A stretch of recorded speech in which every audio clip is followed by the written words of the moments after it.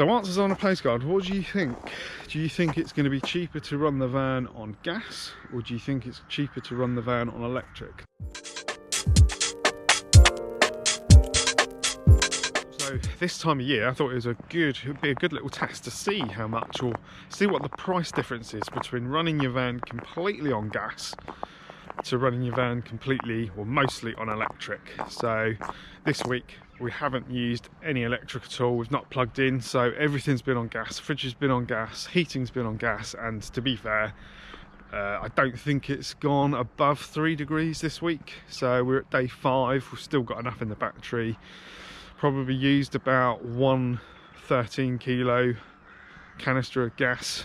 We are on refillable, so we're okay, and we do have a auto gas station just down the road, which is really easy to do this test. So it is going to be interesting to see how much it is in LPG as opposed to how much it is on electric. Anyway, as you can see, look, the heating is on.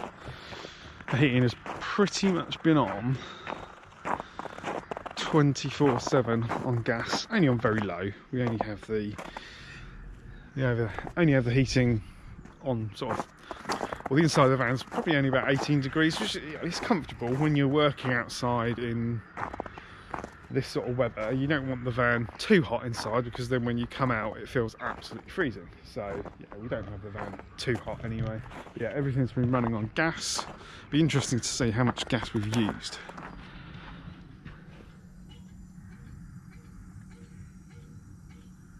We're nearly to the end of that bottle, so we've got another bottle, which is fine. So probably not used as much as I thought, so might actually be cheaper than what I thought. I suppose one advantage of still having a 3-way fridge, an heat absorption fridge, is that we can run the fridge on gas, and it doesn't use, in this climate, it doesn't use a huge amount of gas. In fact, it's negligible how much gas it uses, so that is an advantage. Like, I think if we were on a compressor fridge, I'm pretty sure we would have run out of power by now. Even though we live in a van, the cost of living crisis does affect us as well, because we're still using power at this time. We're not getting any solar, so we're not replacing the power that we're using. So whatever we do, we've got to use our resources, i.e. money, to put power back into the van so that we don't freeze to death. So it is a fill up day. We'll see how much we've used. So we're just on to the second bottle now.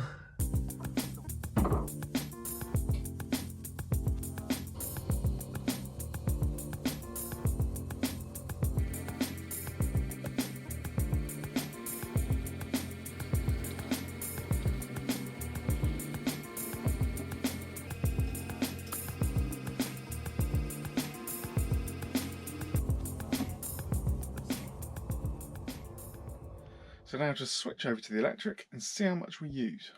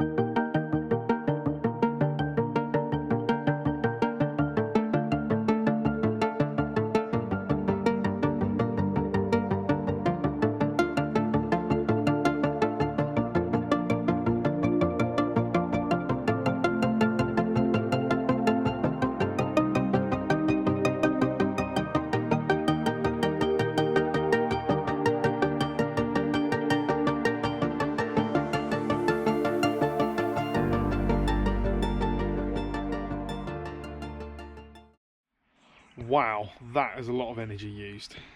Nearly 36 kilowatts in 24 hours. Woo! Wow, so that was a lot more energy than I anticipated we would use. I've got an apology to make. I'm going to have to abandon the electrical test there because, as you can probably see, it has thawed out now. So we've had a couple of days where they've been a little bit more mild, so I don't think it's going to be a back-to-back comparison. So the first 24 hours I tested it, it was 35 kilowatts, and that's so if you take that through the week, it was going to be quite expensive at 50p a kilowatt hour. So in the interest of the test, I have got some figures for you. What I've done is I've got, for the electric side, I've gone back to the previous week and had a look at what the campsite have been charging me. So I've got the kilowatt hours from the previous week. So I've sort of worked out an average of the electric, and obviously the electric is a lot more expensive than the gas. So here we go. The gas, in the 6 days we did 6 days on gas, fully on gas, was £22.95 to fill the gas tanks back up to what they were before we started the test. So that's on average about £3.83 per day, 25.5 litres of gas. So that's about 4.25 litres of gas a day we've been using. And again, most of that is all going into the heating. So for the electric side, this is where it gets expensive. On average, I reckon we were using 20 kilowatts a day, and that would work out on a good day, you know, not too cold, that would work out at £10.60 a day. Yeah, so that is already quite expensive. So there we have it. There is the results of the test. So it is much more efficient to run your van on gas rather than electric.